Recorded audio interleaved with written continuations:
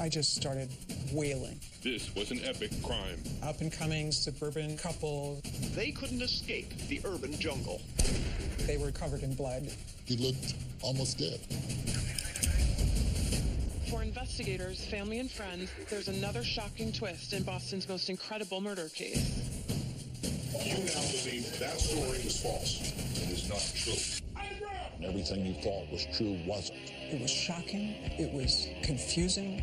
It's diabolically brilliant.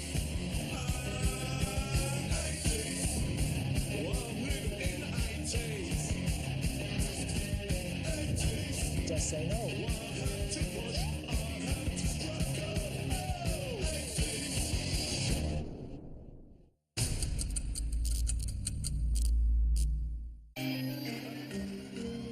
In a decade of big ideas, Hi, I'm Steve Jobs. 1989 is a breakaway year. The new right is on the rise.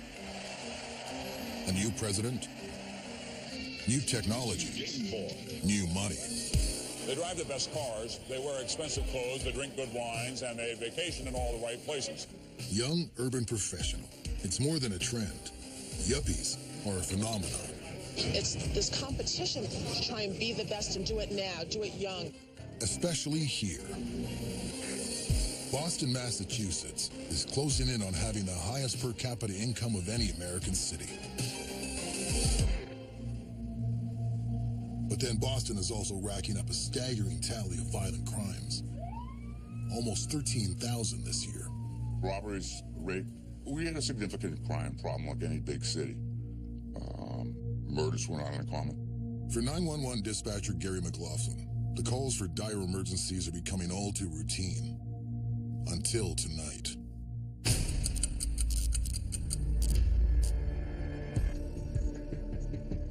Began as a typical shift. There was nothing dramatic that happened up until that phone call at 20:43 hours. State Police Boston, record emergency 510. My wife's been shot, I've been shot. When the caller indicated he's been shot, it gets your attention. Where is this, sir? I have no idea. I'm off. I've been coming from Fremont, bringing in Women's Hospital. What color is your car, buddy? I'm blue. Okay, has your wife been shot as well? Yes. In the head. For Boston PD, their location is an urgent question. Where are you right now, sir? Can you indicate to me? No, I don't know. The whole city will be asking another question soon enough. What's your name, sir? Stewart. Chuck Stewart. Chuck Stewart and his wife, Carol. Two names that will soon dominate the headlines in Boston and across the nation. It's a far cry from the local couple's humble beginnings. Carol grew up in Medford, and I did too. She was only 2 years ahead of me in school. Her parents were very close to my parents. Medford, right outside of Boston, is a traditional working-class town. Carol was extremely close to her family. Her dad ran a pizza restaurant. We grew up with that old-fashioned Italian family, close, and loving. She was outgoing and funny. I mean, funny the way Lucille Ball is funny. She had a big heart, and she'd help anybody because that's the way she was raised. Like many women graduating high school in 1977, Carol wants it all. She wanted to get married. She wanted children. But her goal was to become a lawyer. By 1980, she's on her way, paying for Boston College by working at a restaurant part-time. She bussed tables. She was a waitress. That's what she did. That's where she meets a man whose ambition matches her own. Charles Stewart. He was a handsome guy, very attractive. He would write her little notes. He was a cook, and she'd put in her order, and he would write her little love notes and pass it back through the window. So that's pretty disarming. Soon, they're spending every break together, and Charles opens up about his life. Charles Stewart came from not an impoverished background, but certainly not prosperous circumstances. He grew up with 3 brothers in Revere, a blue-collar suburb, where the only thing as important as family is the Red Sox. Matthew was the youngest one of them all. Matthew and Chuck were very close. Matthew looks up to his older brother and will follow him anywhere because Charles has ambition. Charles Stewart was the man in the family, you know. He was the one that everyone respected. Well on his way to succeed in ways that others in the family had not. He wanted to be a big man in the restaurant business, actually. He was different from the person that Carol dated before. He seemed more intelligent, and he understood her goal was to become a lawyer and thought it was terrific. The more compliments you get, you know, the heart starts to pump a little faster. Charles is attentive, he's driven, and Carol is taken by him. He would wine and dine her. He was extremely romantic. She was smitten. Carol was absolutely in love with him. 2 years after they've met, he saved up enough to propose with a $4,500 engagement ring. In 1985, they married. She brought in all the wedding photographs and bubbled over about how handsome Chuck was. They had a superb relationship. They were deeply in love with each other. They were like Ken and Barbie. Now the Stewarts can launch their dreams together and join the ranks of the most exclusive club of the go-go 1980s. While the stock market is surging, so is that select class of consumers who are young, professional, and known as yuppies. Carol becomes a tax lawyer at a prestigious accounting firm. Charles lands a plum job too. They sold furs to high-end clientele. I mean, I had furs in there for $25,000 and up. It's a sales job, but he's hobnobbing with the elite of Boston, and it rubs off. All the people that came in to buy couldn't wait to have Chuck pay attention to them because he was so charming. He had prestige and status. Charles was definitely a yuppie person. He wanted to be known as the big whale. That was his attitude, his demeanor, the way he walked, the way he dressed. By the end of the decade, Charles is making $100,000 a year. With Carol's salary, the Stewarts can enjoy the rewards of their hard work. They buy a house with a jacuzzi and a pool. And he spends over $1,000 on the ultimate 80s status symbol. The latest invention for people that cannot be without a phone that can go anywhere and do anything your home phone will. With all his toys, for Charles, something is missing. He wanted to go, invest in a restaurant. It was just what he wanted to do in life. But he may need to put his dream on hold. Carol has big news. She's pregnant. She was thrilled to find out she was pregnant.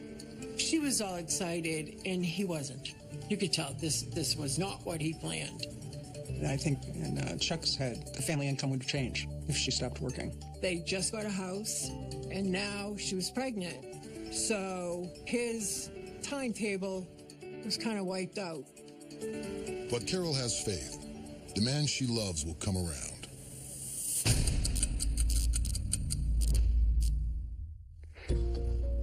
It's 8:20 p.m. when Charles and Carol Stewart leave Brigham and Women's Hospital in Roxbury.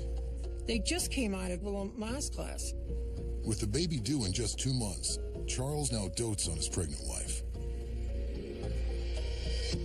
She's all excited because she's looking forward to her child being born.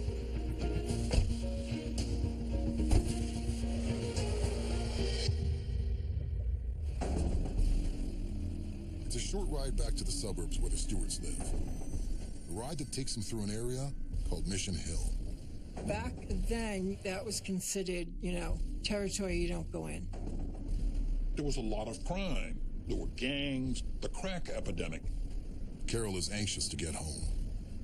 Charles was on Tremont, which runs through a dramatic section of the city. At 8:40, at a deserted intersection, the car comes to a stop.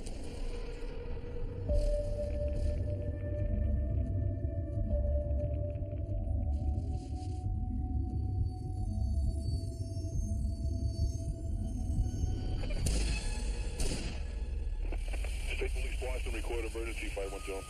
My wife's been shot. I've been shot. Where is this, sir? I have no idea. I was just coming from Brigham and Women's Hospital. Early cell phones have no GPS capability. If Charles can't say where he is, it'll be impossible for McLaughlin to get help to him. Somewhere in this 20-block radius, a young couple's life is on the line. Desperate, the police devise a plan. At least a half a dozen cars were concentrating on where they thought this caller might be. Each car blasts its siren, on cue, hoping McLaughlin will hear it on the 911 call through Charles's mobile. Then, Charles's line goes quiet. Chuck, pick up the phone, Chuck. Boston, wait a minute. You hear the siren over there? You hear the siren? I can hear a siren. Hello, Chuck. 13 agonizing minutes from when the call first came in, McLaughlin is able to pinpoint their location. We were able to hear the sirens. The duty sergeant said you're right on top of it. EMTs rush to the car.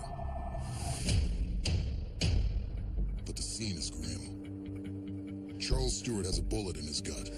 Carol is worse. Injuries to her were devastating. Wound went through the back of her skull. Charles Stewart, he was very seriously wounded. Well, there's an unborn child involved as well. Police press Charles for any information about what happened to them before shock sets in.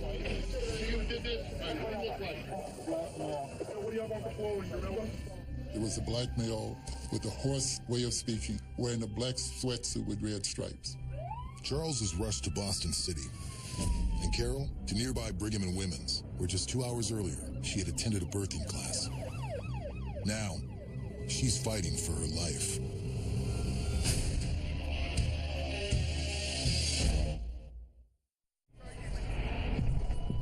From Boston, we have a nightmare story of random crime and violent death. Victims of a brutal attack, Charles Stewart and his wife Carol are rushed into emergency surgery. She is 7 months pregnant. It was extremely emotional.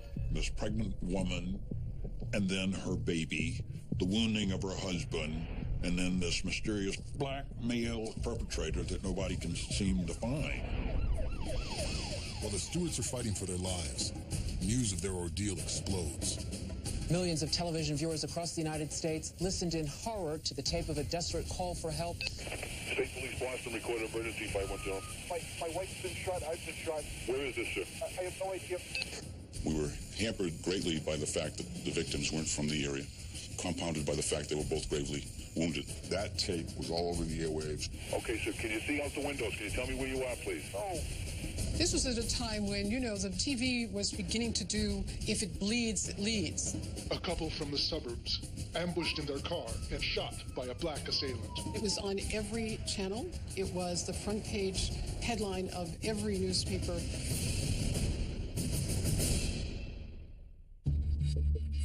The city was outraged, and part of that outrage was fueled by the photograph on the front of the Boston Herald that morning, which was close to obscene.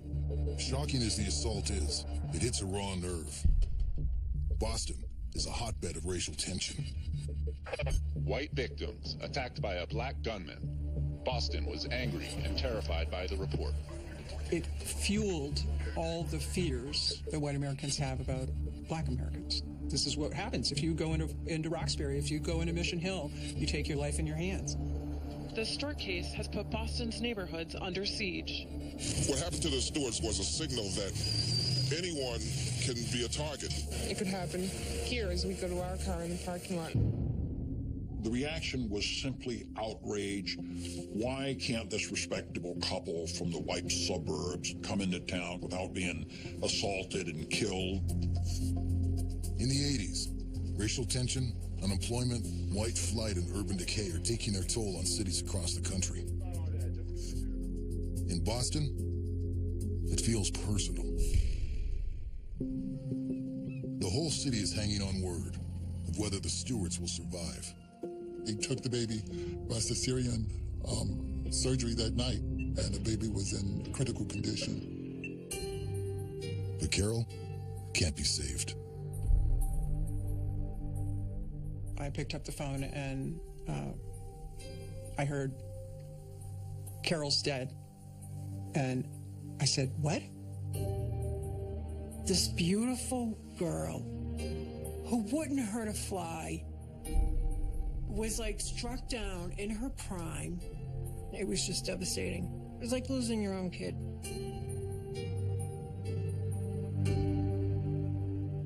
Carol was a loving, caring person who always thought of the other person first. It was hard to imagine more sympathetic victims. This is the kind of situation in which police feel maximum pressure to, quote, solve the crime. War was declared. Anything that had to be done would be done. Detective Miller Thomas is a veteran with 11 years on the force. The whole homicide unit was all brought in. It's like one of those, all hands on deck kind of things. Thomas starts by interviewing Charles Stewart. I met him in the hospital and was like, tell us what happened, tell us what happened.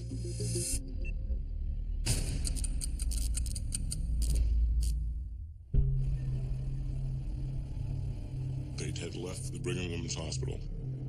They came up to what's called Brigham Circle. He says while he was sitting at the light that a black male jumped in the backseat of his car. The assailant threatens them. Don't look in the rearview mirror. He demands Carol's engagement ring and her bag. When he sees a cell phone, he thinks the Stewarts are cops, and he panics. The robber fired a shot first at Carol, striking her in the head, and then at Charles, striking him in the lower back.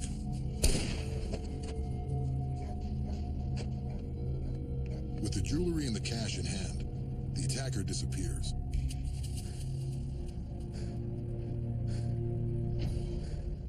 Charles's story reveals few new details.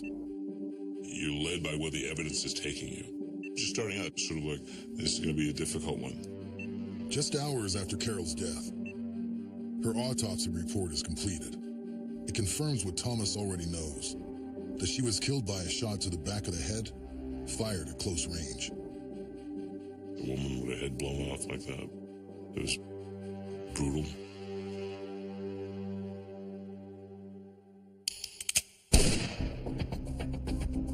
Bullets retrieved from the victims were fired from a .38 Smith & Wesson.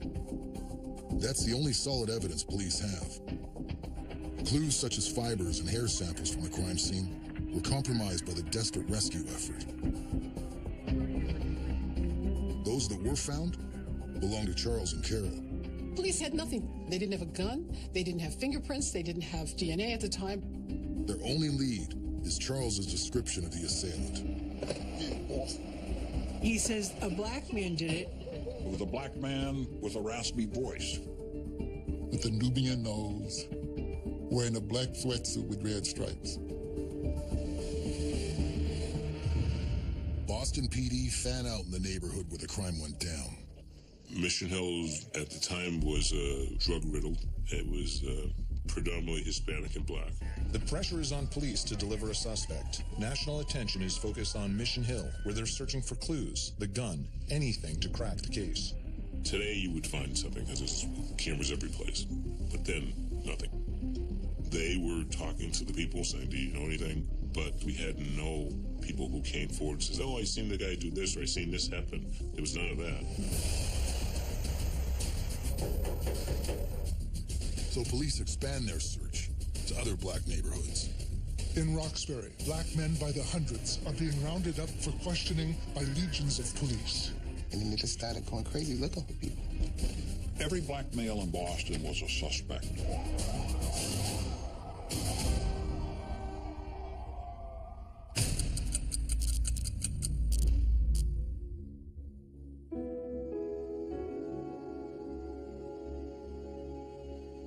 Family members, police officials, and the mayor are all attending Carol Stewart's funeral service today.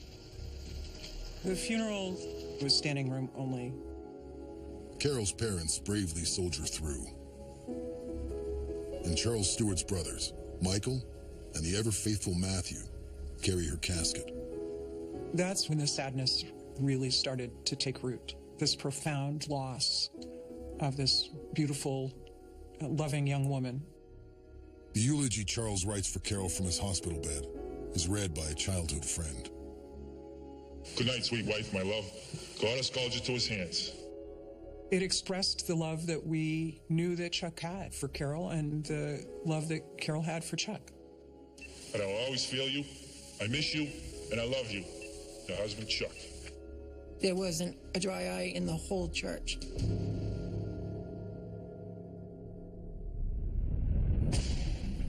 The funeral grips Boston.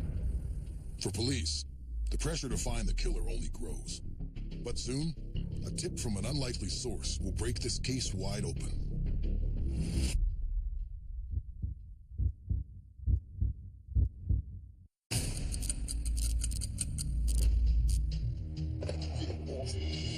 The violent robbery of the Stewarts and the murder of pregnant Carol Stewart shocks the public and puts staggering pressure on Boston police to capture the killer.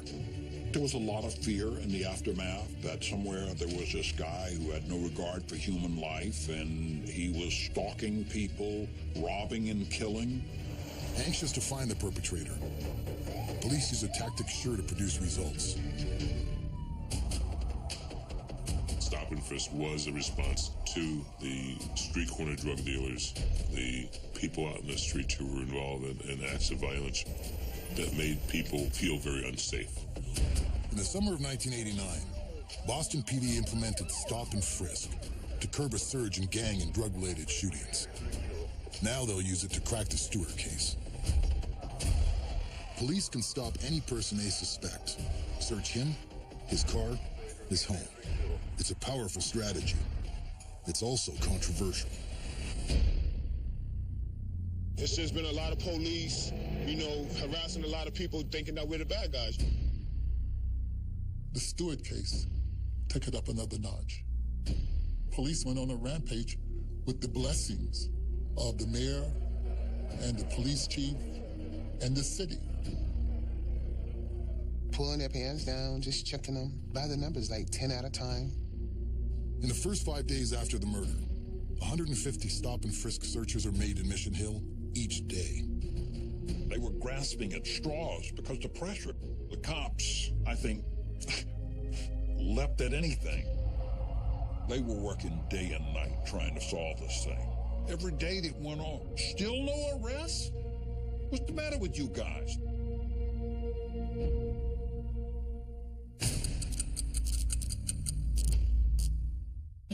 And in our top story, Charles Stewart is still in critical condition, while his newborn son is clinging to life. They wanted to keep the baby alive until he was out of the woods medically. The baby, Christopher, was born brain dead. But after 17 days, it's clear he will never recover. Charles decides to take the baby off life support. And on November 9th, Christopher dies with Charles at his side. To hear that that little guy didn't make it was as crushing as his mother's death. That's etched in your brain, and it never goes away. The cause of death is ruled a homicide. For Boston, the news just fuels the fire to find the killer. Do what you have to do. Find who did this. Almost 3 weeks after Carol's murder, police still have no real suspects. Only thousands of leads from people calling in their suspicions. Yeah. He was about 6 feet, wearing an all-black running suit, white sneakers. Dark skin, light skin? People say, I know who did it, and this guy did it, and that guy did it. The hotline for tips is jammed with supposed witnesses. He's wearing a black hat. Yeah. He has a mustache. He's wearing a striped shirt. Callers say that they saw the shooting. I just parked my car. Hey, Mom. He was at the car window. That they found Carol's jewelry. A flat ruby ring. They even claim to know where the suspect lives. 2 Tobin Court, 3rd floor. But amid the flood of false leads, one seems solid.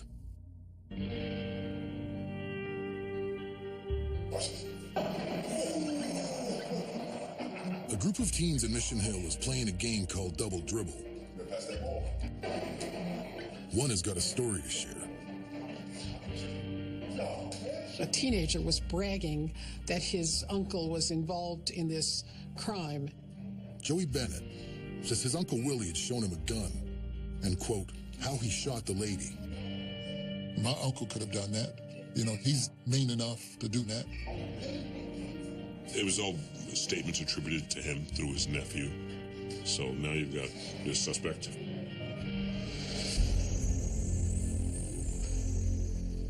Uncle Willie Bennett is well known around Mission Hill. Even his nephew was proud of the fact that his uncle was considered one of the baddest dudes in the neighborhood. Bennett has a violent reputation. Nobody messed with him. He had a long record.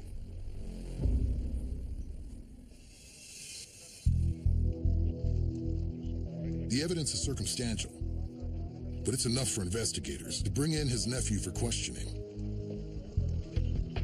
It fit everything the police needed.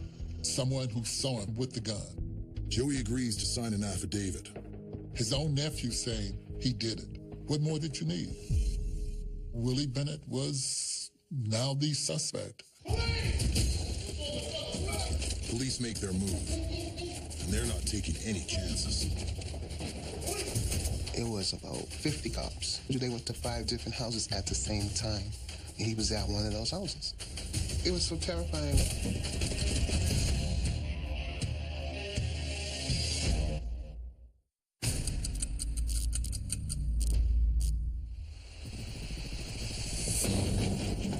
Boston police are closing in on murder suspect Willie Bennett. They didn't knock. They kicked the door in. Helicopters, people on the roof.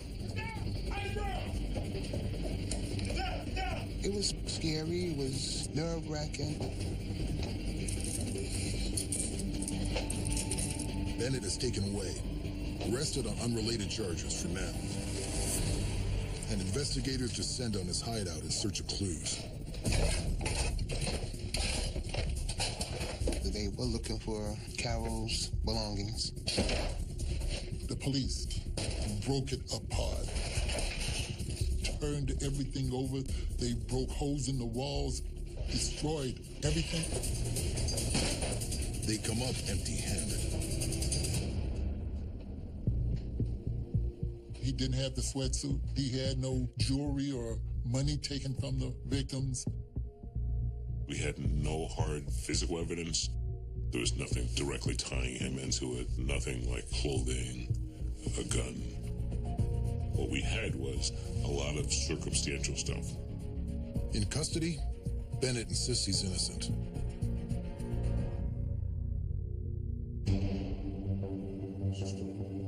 But there is one eyewitness who may be able to prove Bennett did it.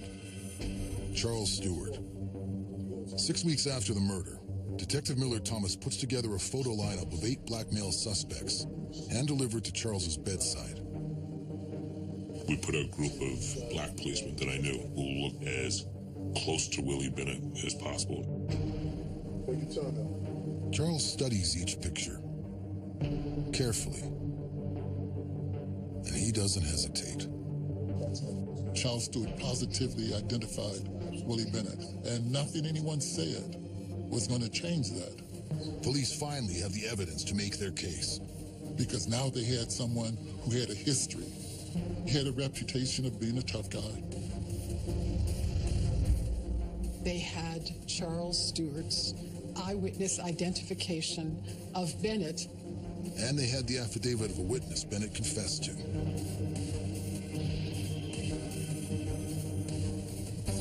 It looks like the police have done it. Their primary suspect in the shooting of the so-called Camelot couple is an ex-con who's age 39, one Willie Bennett.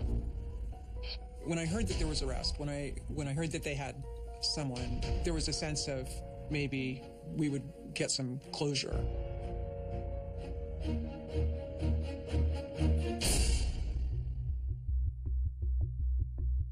The Boston papers report Charles and his brother Matthew were, quote, encouraged. It's a big day for the press. After he identified Willie Bennett, the Boston Herald and the Globe both called for a reinstatement of the death penalty. The DeMaty's reaction is restrained. They remain in seclusion. Carol's parents were so devastated. I don't know how Carol's parents survived what they went through. As for Bennett's family, they are devastated. We're never gonna see our brother again. They was gonna put my brother in that electric chair. Now, it's all up to a grand jury to charge Bennett with murder. They were about to indict him in December of 1989. There was a sense of anticipation that maybe justice would be done. For both the DeMaty and the Stewart families, it looks like there may finally be some peace. For all, except Charles's younger brother Matthew. He's got a secret to share. One that's going to shock the city of Boston.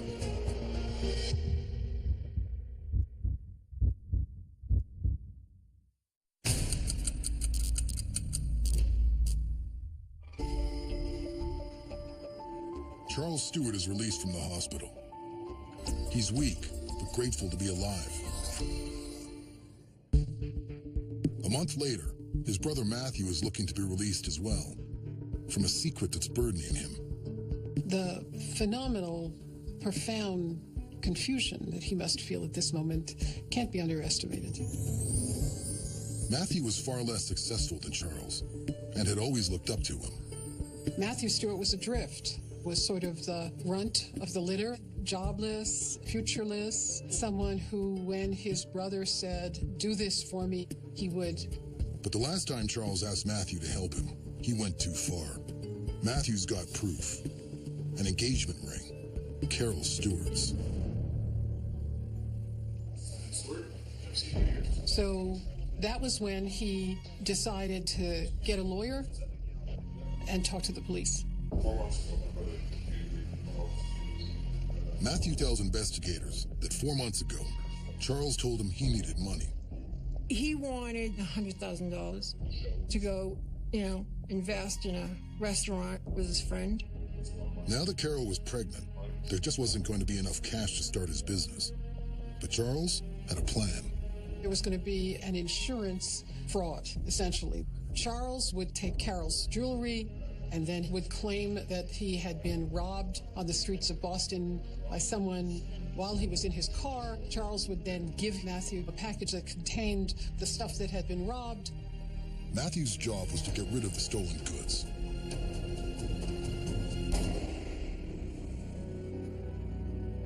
As planned, Charles drives to a desolate spot and parks. But he isn't alone, and it turns out there's more to his plan. Charles Stewart is not just scheming to end his money troubles. He wants to end his marriage, too, with the ultimate betrayal. To think about what Carol's last moments were like, I mean, just wondering what the hell went through her mind when she realized what was happening.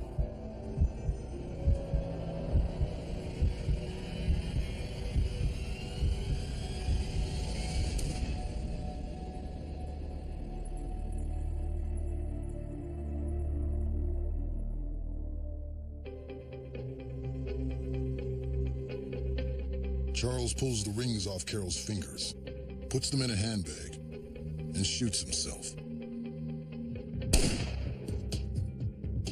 He puts the gun in the bag for Matthew.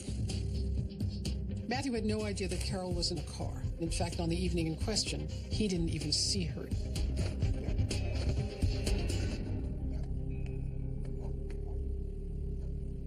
Matthew was shocked when he opened up the package and saw there was a gun in it. When he heard on the TV news that Charles was claiming that an intruder came in and shot Carol, he knew his brother had done it. Charles never told Matthew this would be a murder.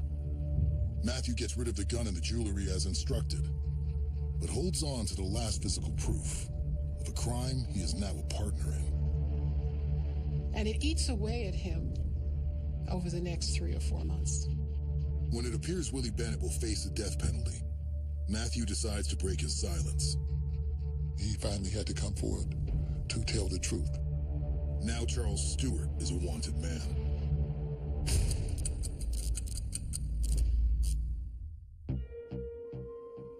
Yesterday afternoon, there was a dramatic turn of events that relates to this particular matter, which focused on Mr. Charles Stewart as a suspect. Charles knows police are out to arrest him. They've launched a desperate citywide search after they find his home empty.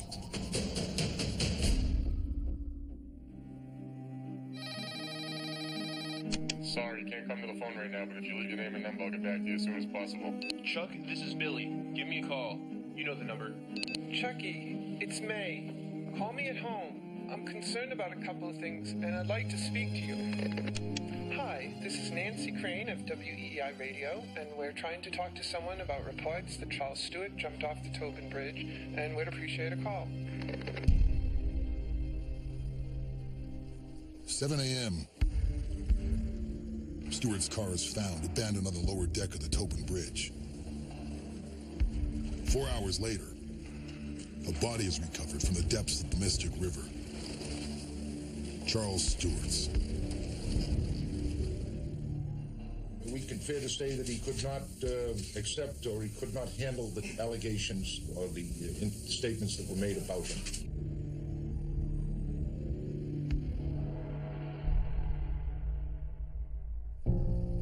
The Stewart case quickly unravels, leaving in its wake outrage. I can't believe you'd kill your own wife. And a long trail of victims. The whole demonizing of black and brown people and them becoming super predators came out of this whole time, this late 80s, early 90s. Charles Stewart showed us how easy it was to manipulate that. I see my brother every day. When I look at him, I have to look at all that we were put through for nothing. The city of Boston apologizes to Willie Bennett, but for many, it's too little, too late. It created that feeling that people didn't care about 99.9% of the murders, except for the one where we had 2 white victims. Today, stop and frisk is still controversial across the nation, and Boston PD still stands accused of racial profiling. The distrust that was fostered between the Boston police and some of those communities still may prevail today. Matthew Stewart serves 2.5 years for insurance fraud, but the crime destroys him. He died in a homeless shelter of an overdose of drugs. Of all Charles Stewart's victims, perhaps the most unforgivable was the first.